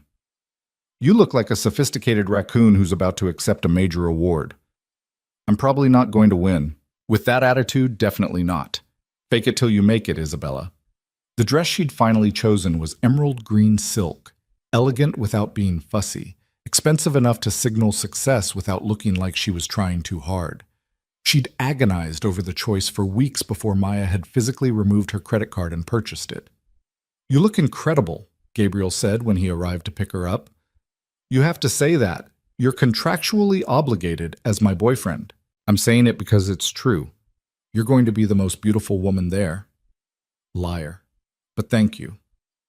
The ceremony was at the Plaza Hotel, all gilded luxury and old money elegance. Isabella had been to fancy events before, Roman had dragged her to countless charity galas and business dinners. But this felt different. She wasn't someone's accessory tonight. She was a nominee in her own right. They found their table, Gabriel, Maya, their assistants, and a few industry friends. Everyone kept congratulating her like she'd already won, and Isabella kept deflecting. "It's an honor just to be nominated," she said for the 15th time. "If you say that one more time, I'm going to scream," Maya muttered. The ceremony started with cocktails and networking. Isabella talked to other designers, architects, potential clients. Everyone was friendly in that professional way that meant they were all secretly sizing each other up. She was mid-conversation with a commercial developer when she saw Roman across the room. He wasn't supposed to be here. This was a design industry event. He had no reason to be here. "Excuse me," Isabella said to the developer, and made her way to Gabriel. "Roman's here." Gabriel scanned the room. "I see him. What do you want to do?" "Ignore him. He's probably just trying to make me uncomfortable." "Is it working?" "Little bit." "Want me to go tell him to leave?" "No, that'll just cause a scene. Let's focus on why we're here." Dinner was served, speeches were made, and Isabella barely tasted any of it. She kept catching glimpses of Roman watching her from across the ballroom, and it made her skin crawl. "Stop looking at him," Maya whispered. "You're giving him what he wants." "I'm not looking at him." "You've looked at him 6 times in the last 10 minutes. I counted." Isabella forced herself to focus on the stage, where they were announcing the nominees for Best Commercial Space, then Best Residential Renovation, then several other categories she hadn't been paying attention to. "And now," the presenter said, "Best Interior Transformation." Isabella's heart started racing. They showed photos of each nominated project on the massive screens flanking the stage. The hotel looked beautiful up there, exactly as good as she remembered making it. "The nominees are," the presenter continued, reading from the list, 5 projects total, 5 designers who'd done exceptional work. Isabella held Gabriel's hand under the table. "And the winner is—" The presenter opened the envelope dramatically. "Isabella Marino for the Tribeca Boutique Hotel." For a second, Isabella couldn't move, couldn't breathe, couldn't process what she'd just heard. "You won!" Maya was shrieking. "You won! You won! You won!" Gabriel was pulling her to her feet, kissing her, pushing her gently toward the stage. Everyone at their table was clapping and cheering, and the entire ballroom was applauding, and Isabella walked to the stage in a daze. The presenter handed her a glass award, heavy, expensive, real, and gestured to the microphone. Isabella looked out at the crowd. Hundreds of people, all watching her, waiting for her to say something profound. She found Gabriel's face in the crowd, then Maya's, then let her eyes drift, just for a second, to where Roman stood in the back, his expression unreadable. "Thank you," she started, her voice shaking slightly. "I honestly didn't prepare a speech because I was convinced I wasn't going to win." Polite laughter from the audience. This project was special for a lot of reasons. It was my first major collaboration with Veil Architecture, and it taught me that the best work happens when you trust your partners to make you better instead of competing with them. She paused, finding Gabriel's eyes again. It also came at a time in my life when I was rebuilding everything from scratch, when I was remembering who I was before I forgot how to be myself. Her voice was steadier now. "A lot of people helped make this project possible. My incredible team at Veil and Marino Design. Gabriel Valle, whose architectural vision made everything else possible. My best friend Maya, who's been supporting me since we were kids and who told me I could do this even when I didn't believe it." She looked down at the award in her hands. "But mostly, I want to say this. To anyone out there who feels stuck or small or like they've lost themselves, you can come back, you can rebuild, you can create something beautiful from the wreckage. It's not easy, and it's not fast, but it's possible. I'm standing here as proof." The applause was thunderous. Isabella walked off the stage feeling like she was floating, and Gabriel met her at the bottom of the steps. "You were perfect," he said. I rambled. "You were honest." That's better than perfect. The rest of the evening was a blur. Congratulations from strangers, photos with the award, journalists asking questions. Isabella handled it all on autopilot, still processing the fact that she'd actually won. Roman appeared beside her during a brief moment when Gabriel had stepped away to take a phone call. "Congratulations," Roman said. "That was quite a speech." "Thank you. I meant what you said about rebuilding. That took courage. Isabella looked at him directly. What are you doing here, Roman? I came to see you win. How did you even know I was nominated? I pay attention. He took a step closer. I've been paying attention for months, watching you build your business, make a name for yourself. You've done well. This is creepy. You know that, right? I prefer to think of it as staying informed about someone I care about. You don't care about me. You care about the fact that I left and you couldn't stop me. Roman's expression hardened.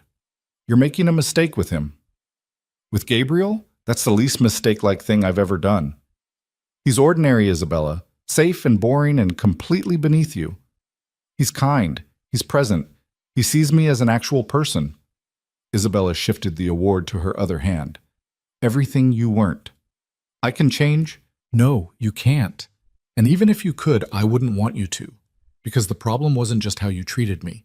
It was that I let you. That I made myself smaller to fit into your world. She met his eyes. I'm done being small, Roman. I'm done apologizing for taking up space. And I'm definitely done with you. Gabriel reappeared at her elbow, sensing tension.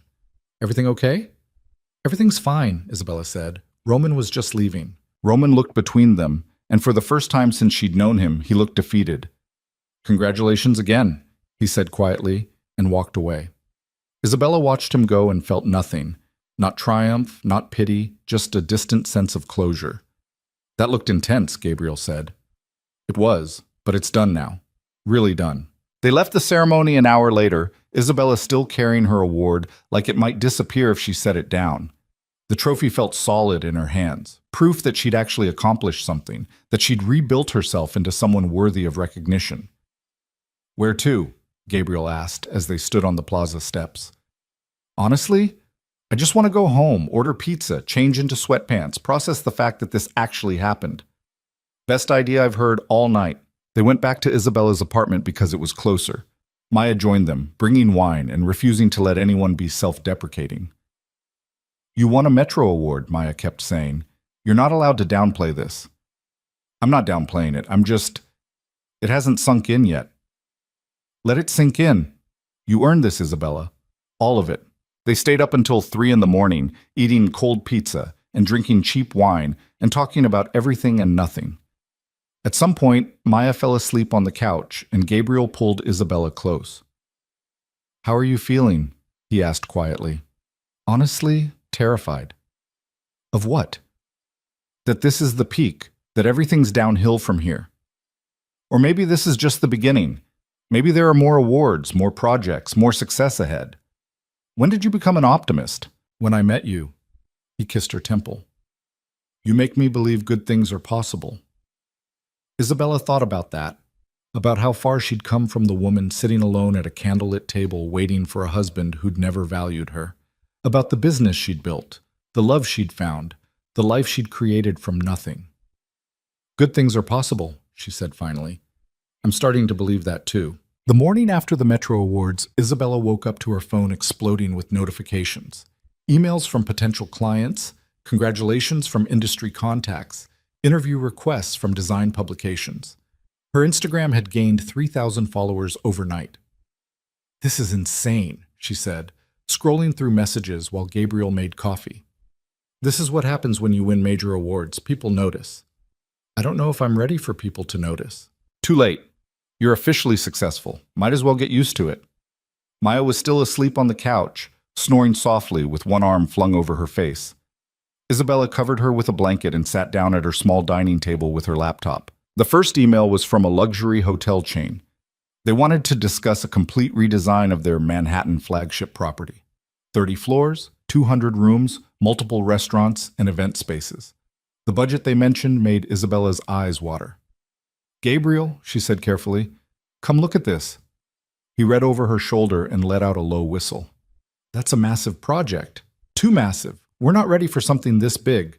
Says who? Says reality. We've been in business for less than a year. We have a team of 5 people. This would require... She gestured helplessly at the screen. I don't even know what this would require. So we figure it out. Hire more people, bring in contractors, scale up. Gabriel sat down across from her. This is exactly the kind of opportunity the Metro Award was supposed to create. You can't win recognition and then turn down everything that comes from it. What if we fail? What if we succeed? Isabella stared at the email, at the numbers that represented more money than she'd ever worked with, more responsibility than she'd ever carried. The old version of herself, the one who'd sat in Roman's penthouse feeling invisible, would have immediately said no, would have convinced herself she wasn't qualified, wasn't ready, wasn't enough. But that woman didn't exist anymore. Okay, she said, let's at least take the meeting. The meeting happened 3 days later at the hotel chain's corporate offices. Isabella and Gabriel presented their portfolio, discussed their design philosophy, outlined how they'd approach a project of this scale.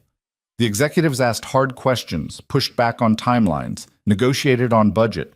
By the end of it, Isabella felt wrung out but exhilarated. We'll be in touch, the head of development said, shaking their hands. But I'll be honest, you're our top choice. Your work speaks for itself. Walking out of that building, Isabella felt like she'd just run a marathon. That went well, Gabriel said. That was terrifying. Terror and success aren't mutually exclusive. They celebrated with lunch at a diner, nothing fancy, just burgers and fries, and the giddy relief of having survived something challenging. If we get this project, Isabella said, stealing one of Gabriel's fries, everything changes.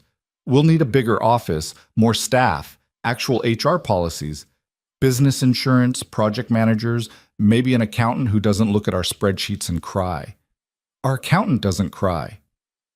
She came close last month when I explained my filing system. Isabella laughed. We're really doing this, aren't we? Building something real. We've been building something real. This is just bigger. The hotel chain called back 2 days later with a formal offer. The contract was intimidating, pages of legal language and deliverable schedules and penalty clauses. But Isabella's lawyer reviewed it and declared it solid. This is legitimate, the lawyer said. They're a major corporation with deep pockets and a good reputation. If you can deliver what they're asking for, this could establish your firm as a major player. And if we can't deliver, Isabella asked, then you'll have a very expensive failure on your hands. But based on what I've seen of your work, I don't think that's likely. Isabella and Gabriel signed the contract in their office, surrounded by their team. Everyone cheered when they put pen to paper, and for a moment, Isabella let herself feel purely happy about it. Then the work began. The hotel project consumed the next 6 months. Isabella hired 4 more designers, 2 project managers, and an architect to work under Gabriel. Their office expanded into the space next door. They implemented actual systems instead of running everything through shared Google Docs and prayer. It was chaos. Beautiful, productive, occasionally overwhelming chaos. Isabella worked 16-hour days, survived on coffee and takeout, fell into bed exhausted every night. But it was different from the exhaustion she'd felt with Roman. This was earned. This was hers. Gabriel worked just as hard, and they developed a rhythm. Early morning design reviews, midday site visits, late-night strategy sessions where they'd argue about materials and layouts until they were both too tired to argue anymore. We need to hire someone to handle client communications, Gabriel said one night, reviewing their schedule. We're both stretched too thin. I know, I've been interviewing people. And I haven't found anyone who gets our vision. They're all perfectly qualified and completely wrong. Your standards are too high. My standards are exactly where they need to be. We're building a reputation. Every person we hire either strengthens that or weakens it. Gabriel smiled. You sound like a CEO. I sound like someone who's terrified of screwing this up. Same thing, basically. They found the right person eventually, a woman named Sarah who'd worked in luxury hospitality for 15 years and understood instinctively what they were trying to create. She started the following Monday and immediately improved everything. Why didn't we hire her sooner? Gabriel asked after Sarah's first week. Because I'm stubborn and wanted to do everything myself. Learning to delegate. Look at you growing as a person. Shut up. Roman called in October. Isabella almost didn't answer, but something made her pick up. What do you want? I saw the announcement about the hotel project. Congratulations. Is that all? Can we talk in person? No. Isabella, please, I'm not trying to win you back. I know that's not happening. I need to say some things for myself, not for you. She should have said no. Should have hung up and blocked his number and moved on completely. But there was something in his voice, not manipulation, just exhaustion, that made her pause. One conversation, in public, then you don't contact me again. Agreed. They met at a coffee shop in neutral territory, neither of their neighborhoods. Roman looked different, older maybe, or just more worn down. The sharp edges that had always defined him seemed slightly dulled. Thank you for meeting me, he said. Isabella didn't respond, just waited. I've been in therapy, Roman said abruptly. Since the divorce. My lawyer suggested it, said I had anger management issues. I thought she was being dramatic. Was she? No. She was being accurate. He stirred his coffee without drinking it. I've spent the past 8 months talking about my childhood, my relationship patterns, all the ways I use control to avoid vulnerability. It's been... He stopped, searching for words. Uncomfortable. Good. The therapist asked me about you, about our marriage. I told her what I told you that night, that marrying you was a mistake, that you were a burden. He finally met her eyes. She asked me if I actually believed that, or if I was just lashing out because you'd asked me to be emotionally present, and I didn't know how. Isabella's chest tightened. And what did you say? I said I believed it. Then I went home and couldn't sleep for 3 days because I knew it was a lie. Roman's voice was quiet. You weren't a mistake, Isabella. You were the best thing in my life, and I destroyed it because being vulnerable with you was scarier than being alone. Why are you telling me this? Because you deserved to hear it. Because I treated you terribly, and you never did anything to deserve that. Because... He stopped, composing himself. Because I'm trying to be better, and part of that is acknowledging the damage I've done. Isabella sat back in her chair, studying him. This was what she'd wanted for 3 years. For Roman to see her, to understand what he'd lost, to admit he'd been wrong. Now that she had it, it felt hollow. I appreciate you saying that, she said finally. But it doesn't change anything. I know. I'm not coming back. I'm not interested in being friends. I don't want you in my life in any capacity. I know that too. Then what do you want from this conversation? Roman was quiet for a long moment. Nothing. I don't want anything from you. I just needed to apologize without expecting forgiveness. To acknowledge that I hurt you without making it your responsibility to make me feel better about it. That was new. The old Roman would have made it about himself, would have found a way to make his apology require her emotional labor. Okay, Isabella said. Okay, Isabella. I accept your apology. I don't forgive you, but I acknowledge that you've said it and that you're working on yourself. That's all I can give you. That's more than I deserve. They sat in silence for a minute. Not comfortable, but not hostile either. Just two people who used to know each other, acknowledging that they'd both moved on. For what it's worth, Roman said, standing to leave. He's good for you. Gabriel, I can see it. You look happy. I am happy. Good. He hesitated. I really am sorry, Isabella, for all of it. I know. He left and Isabella sat alone with her coffee, processing. The conversation didn't erase the hurt or the wasted years. It didn't make what he'd done okay. But it closed something, a door she hadn't realized was still slightly ajar. She texted Gabriel. Had coffee with Roman. He apologized. It was weird, but okay. His response came immediately. You okay? Yeah, actually I am. Want me to come meet you? No, I'm good. See you at home. See you at home. Home. Gabriel's apartment had become home somewhere along the way, though Isabella still kept her studio in Brooklyn for workspace and the occasional need for solitude. They'd talked about moving in together officially, finding a bigger place, but neither of them had pushed it. They were building slowly, carefully, making sure the foundation was solid before adding weight. The hotel project wrapped in early December, 3 weeks ahead of schedule and under budget. The transformation was stunning. Every room thoughtfully designed, every space intentionally crafted. The hotel chain was thrilled. This is exceptional work, the head of development said during the final walkthrough. We're already discussing Phase 2, our Boston and Chicago properties.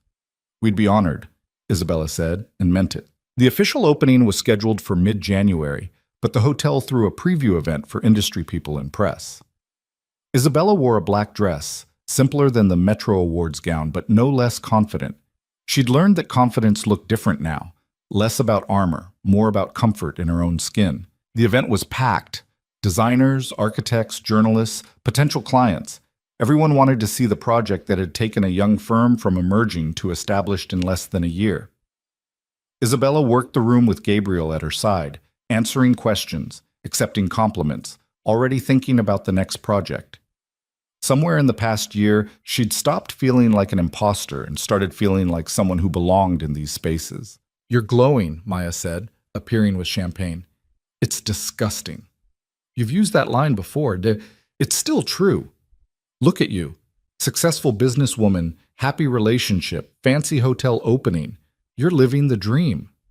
"It's weird, right? A year ago I was sleeping on your couch wondering if I'd ever work again. A year ago you were brave enough to leave a bad situation and start over. This is just the payoff for that bravery." Isabella hugged her friend. "Thank you for letting me sleep on your couch. Thank you for not staying there forever. Your snoring was killing me." They were laughing when Isabella saw her mother arrive, looking slightly overwhelmed by the crowd but determined. "Mom," Isabella made her way over. "You came." "Of course I came. My daughter designed this beautiful place. I wasn't going to miss it." Her mother looked around, taking in the lobby. "Your father would have been so proud." Isabella felt tears prick her eyes. "I wish he could see it." "He can. I'm sure of it." Her mother squeezed her hand. "You did good, sweetheart. You really did." The event wound down around 10, and the hotel staff started politely ushering people toward the exits. Gabriel found Isabella on one of the upper floors, standing alone in a guest room she'd spent weeks perfecting. "Hiding?" he asked. "Savoring. There's a difference." He came to stand beside her, looking out at the Manhattan skyline through floor-to-ceiling windows. "This is your best work yet." "Our best work. You need to get better at taking credit. You need to get better at sharing it." Gabriel turned to face her, his expression serious.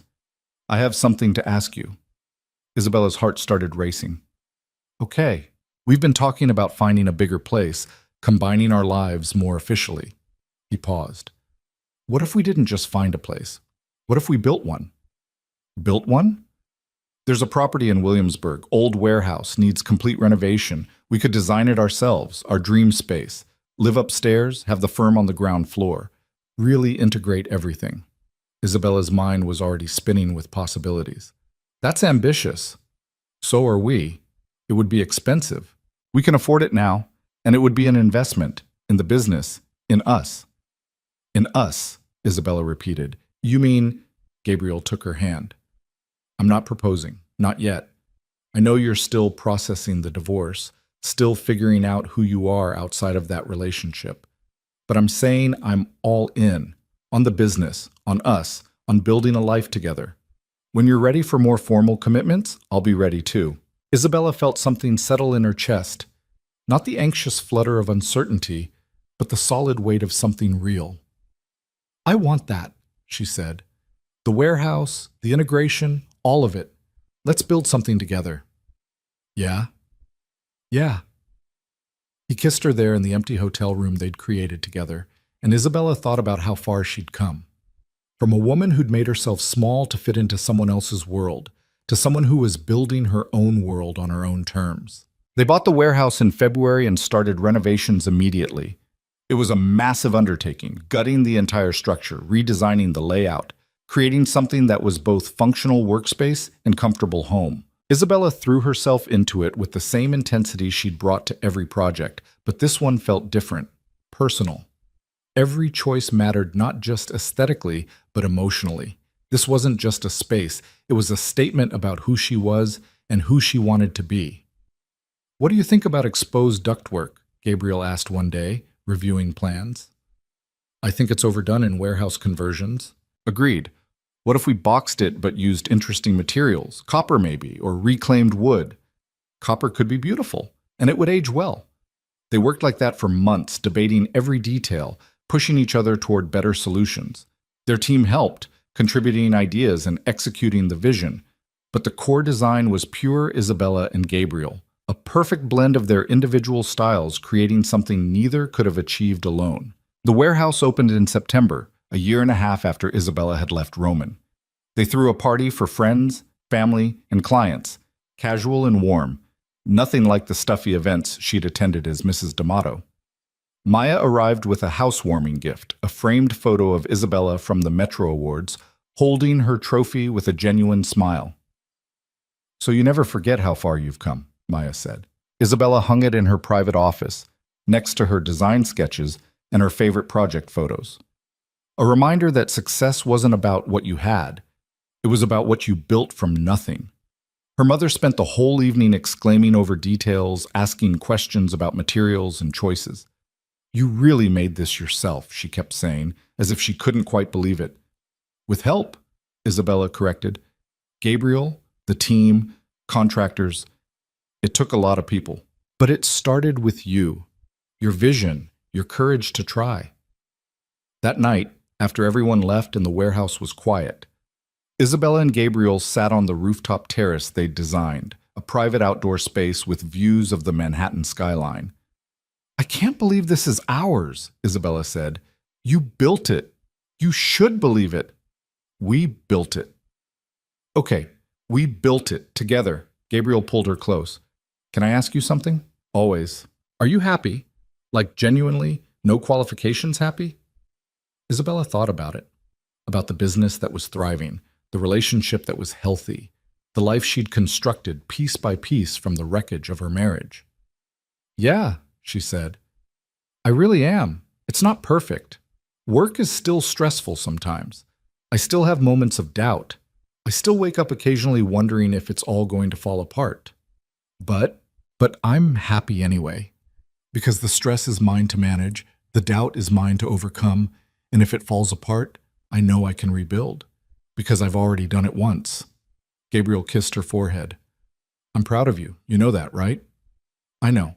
I'm proud of me too." That would have been impossible to say a year ago. Hell, it would have been impossible to even think. But Isabella had learned something crucial. Pride wasn't arrogance when it was earned. Recognizing your own worth wasn't narcissism. It was survival. Roman had tried to make her small, and she'd let him because she'd believed that love meant sacrifice, that being a good partner meant diminishing yourself to make someone else comfortable, that your value was determined by how much someone else valued you. She'd learned the hard way that none of that was true. Real love didn't require you to shrink. It didn't demand silence or submission or the erasure of your own needs. Real love was Gabriel asking her opinion and actually listening. It was building something together instead of one person building while the other watched. It was respect and presence and choosing each other every single day, not just in the beginning when it was easy, but through the hard parts too. The divorce was finalized in October, exactly 2 years after Isabella had left. She received the official decree in the mail and felt nothing but relief. That chapter was closed, the book was done, and she had no interest in rereading it. She threw the papers in a drawer and went back to work on a new project, a restaurant in Soho that wanted to feel both intimate and energetic, which was a design challenge she was excited to solve. Life continued. Projects came and went, the business grew. Isabella's name became recognized in design circles, not as someone's wife, but as a designer in her own right. She won another award in November, spoke on a panel about women in design in December, got profiled in a major architecture magazine in January. Through all of it, Gabriel was there, not as her shadow or her savior, but as her partner. They argued about design choices and compromised on business decisions, and split housework in ways that mostly worked. They had bad days and good days and entirely unremarkable days that were somehow the best ones. It was normal, healthy, real. Everything Isabella had wanted without knowing how to ask for it. The second Metro Awards ceremony came around in June, and Isabella was nominated again, this time for the hotel project. She didn't win, and she was genuinely okay with it. The project that did win was exceptional, and she could appreciate its merit without feeling diminished by losing. "How are you not upset?" Maya asked afterward. "Because I already proved what I needed to prove. To myself, to the industry, to everyone who doubted me. 1 award or 2 awards doesn't change that. Look at you being emotionally mature." "I've had a lot of therapy." She had. Started going 6 months after leaving Roman, initially to process the divorce, but eventually to understand her own patterns. Why she'd chosen someone like Roman in the first place. Why she'd stayed as long as she did. How to build healthier relationships going forward. The therapist had helped her see that she'd been looking for external validation her whole life, from her father, from boyfriends, from Roman, trying to prove she was valuable by being valued. But value didn't work that way. It wasn't something you earned through other people's approval. It was something you claimed for yourself. On the 1-year anniversary of the warehouse opening, Gabriel took her to dinner at the restaurant where they'd had their first official date. Same table, same menu, completely different people sitting across from each other. "Remember when you said this was a bad idea?" Gabriel asked. "I said I was a mess. That's different. You said dating was a bad idea because you just left your husband and we worked together." All of which was true. And yet, here we are, a year and a half later, living together, running a successful business, generally being disgustingly happy. Isabella smiled. "I've been known to be wrong occasionally." "Only occasionally?" "Don't push it." Gabriel reached across the table and took her hand. "I love you. I love the life we've built.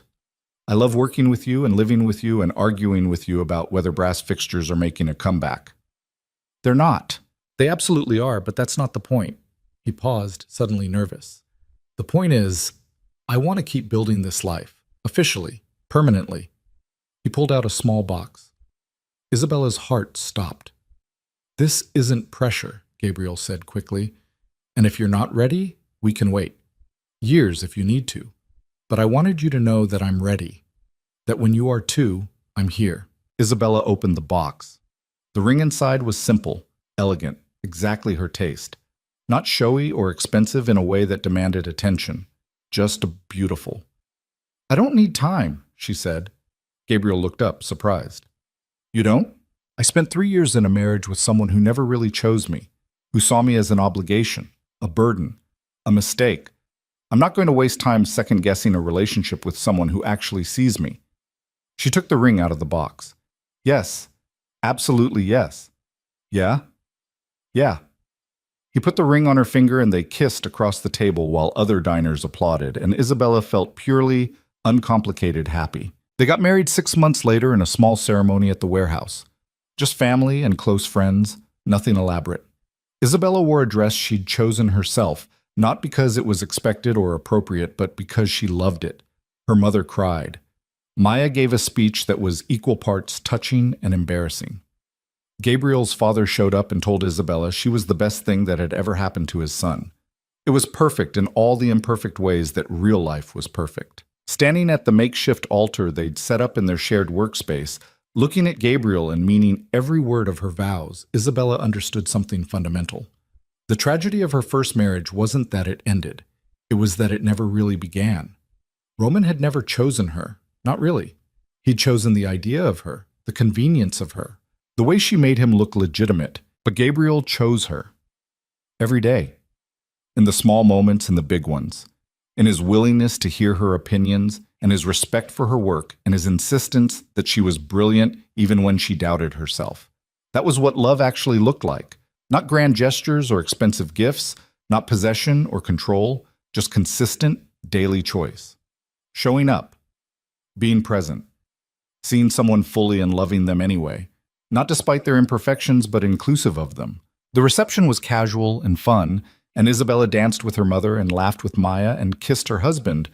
Her husband, what a strange and wonderful thing to think, under string lights they'd hung themselves. Late that night, when everyone had left and the warehouse was quiet again, Isabella found herself on the roof terrace, looking out at the city.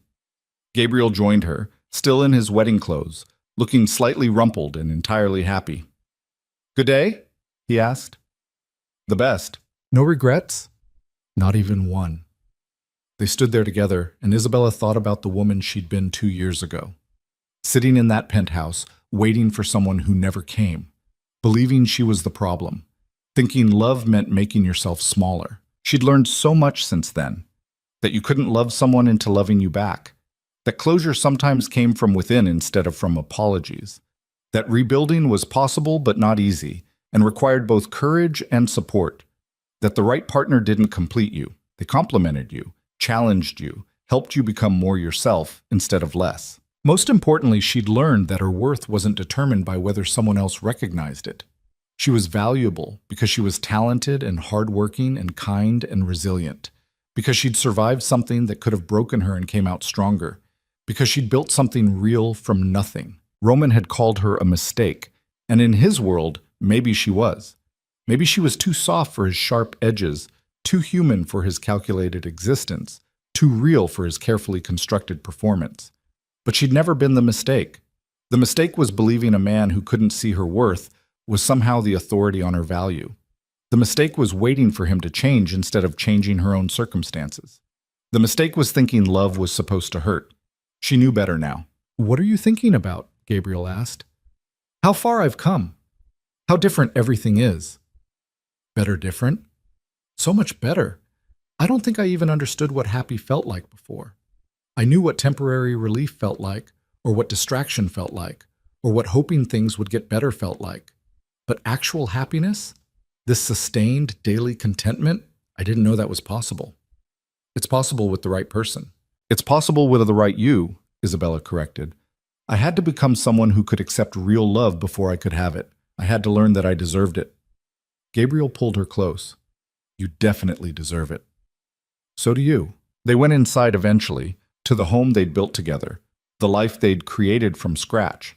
And Isabella felt grateful, not for the trauma that had brought her here, because trauma shouldn't be romanticized or treated as necessary for growth, but grateful for her own resilience, for the friends who'd supported her, for the courage to leave when staying would have been easier, for the willingness to try again when trying felt terrifying. The warehouse became more than just a workspace in a home.